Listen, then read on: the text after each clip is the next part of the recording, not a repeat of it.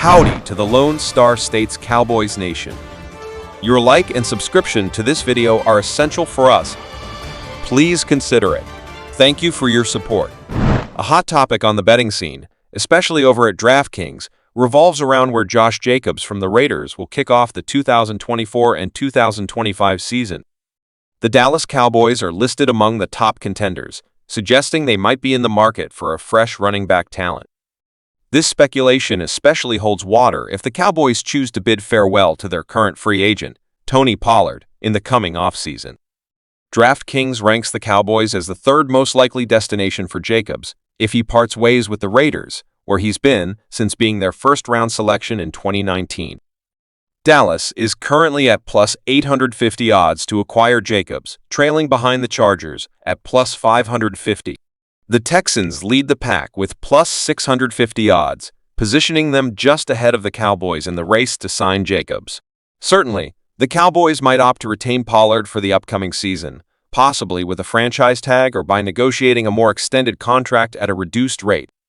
However, should they decide against it, his dual threat capability, excelling in short yardage situations, ripping through for lengthy gains, and contributing as a receiver from the backfield, positions him as an attractive prospect for the team.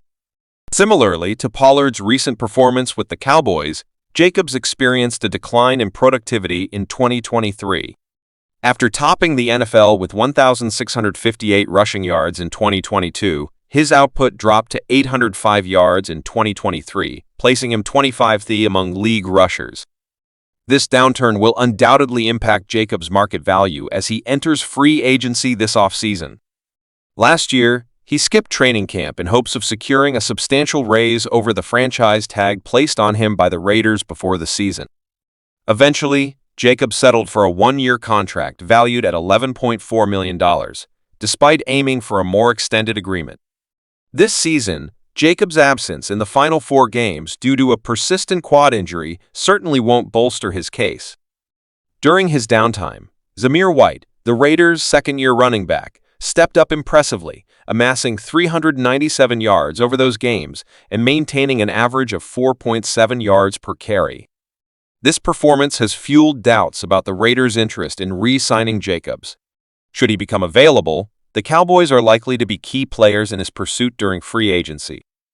It appears that Emmitt Smith has quite a few insights regarding the current predicament of the Cowboys, particularly following an underwhelming playoff performance. Despite securing the number 2 seed and hosting an initial playoff game, the team suffered a significant defeat to the number 7 seed Green Bay Packers.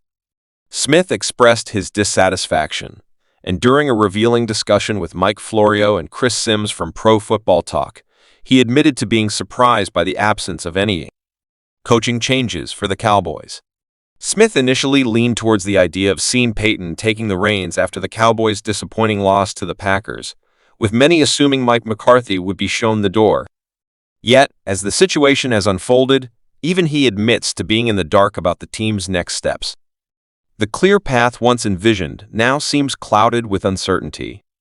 However, he did shift his focus towards an individual he believes could bring a fresh perspective to the Cowboys, none other than former Cowboys tight end and the current Detroit Lions head coach, Dan Campbell. Smith expressed solid support for a particular direction, highlighting the value of bringing Dan Campbell from the Detroit Lions to the Cowboys. He believes Campbell's approach and message are precisely what many overlook, especially the younger players. The way Campbell communicates and leads, according to Smith, holds the key to what the team might be missing. Smith conceded that Campbell, while a strong candidate, isn't without his flaws. Indeed, his Lions recently squandered a 17-point advantage in the NFC Championship game, suffering a nail-biting defeat to San Francisco. This loss was marked by 2 contentious choices to attempt conversions on 4th down efforts that, ultimately, the Lions did not succeed in. Smith acknowledged that, despite Campbell making some questionable calls, such as his decisions to go for it, he sees the bigger picture. He's willing to overlook these missteps, confident in the core message Campbell delivers. Smith believes in Campbell's capacity to grow from these experiences, emphasizing that the right direction and learning curve are more important than momentary errors.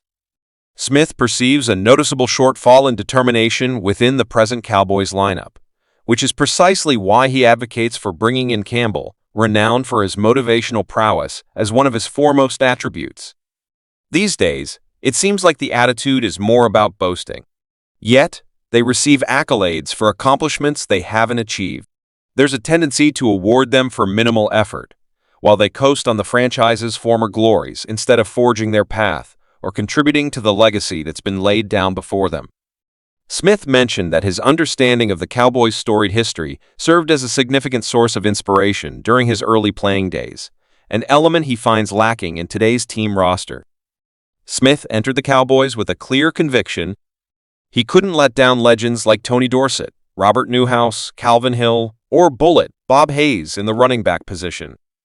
He also felt a strong responsibility not to disappoint icons such as Captain Comeback Roger Staubach and Ed Too Tall Jones. Embracing the team's rich history was second nature to him, having admired these Cowboys heroes since his childhood. It's worth noting that while the concept of recruiting Campbell sounds promising on paper, executing such a move would be a monumental challenge.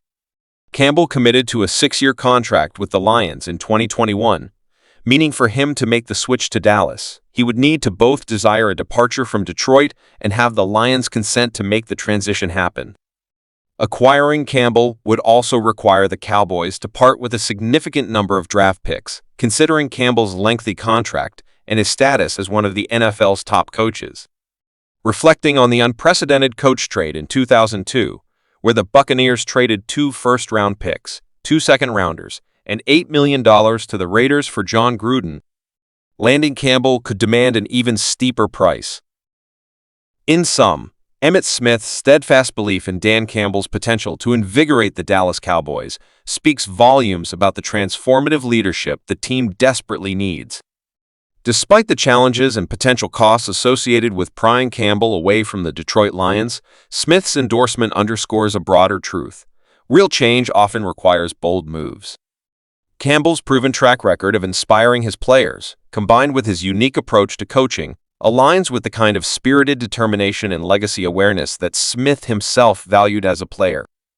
While navigating the complexities of such a significant transition would be no small feat, the potential rewards, rekindling the Cowboys' fighting spirit and establishing a new era of excellence, could well justify the effort.